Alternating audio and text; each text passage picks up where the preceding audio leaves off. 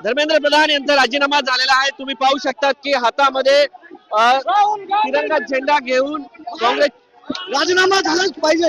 आज ये हमारे नेता जननायक राहुल गांधी जी के जो छात्रों के लिए मुद्दा उठाए थे, धर्मेंद्र प्रधान का इस्तीफा देना तक ही हम नहीं रुकेंगे। शिक्षा व्यवस्था में पूरी तरीके से बदलाव चाहिए। जिस तरीके से शिक्षा को व्यापार बनाया गया है, हमारा मुहिम है उसे बदला जाए। इनकलाब जिंदाबाद। खूप मारहाण झाली होती, त्याचे काय सांगशील? इनकलाब जिंदाबाद, राहुल गांधी जिंदाबाद, छात्र एकता जिंदाबाद। इस्तीफा चाहिए, अमित शाह का इस्तीफा चाहिए। महाराष्ट्रातील जनतेने सुद्धा प्रचंड संघर्ष केलेला आहे आणि त्या संघर्षाचं फळ म्हणून या ठिकाणी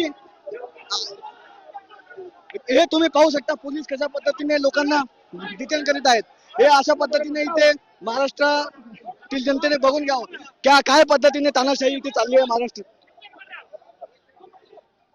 मोठ्या प्रमाणात जे तरुण आहेत ते या जंतर मंतर वरती पोहोचत असताना एक आनंद उत्सव सुरू असताना पोलिसांनी अचानक त्या विद्यार्थ्यांना पकडल्याचं पाहायला मिळतं।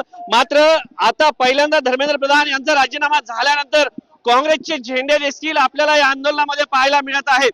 हे आंदोलन जे आहे ते अभिजित दिपके यांच्या नेतृत्वात सुरू असताना हातात तिरंगा आणि मध्ये आपण जर पाहिलं तर काँग्रेसचा देखील झेंडा या आंदोलनामध्ये पाहायला मिळत आहे।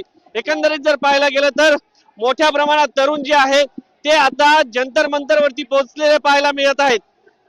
लोकांमध्ये एक मोठा उत्साह आनंद या निमित्ताने पाहायला मिळत आहे। हातामध्ये तिरंगा झेंडा घेऊन तरुण जे आहे ते जल्लोषासाठी आता जंतर मंतर कडे पोहोचताना पाहायला मिळत आहे।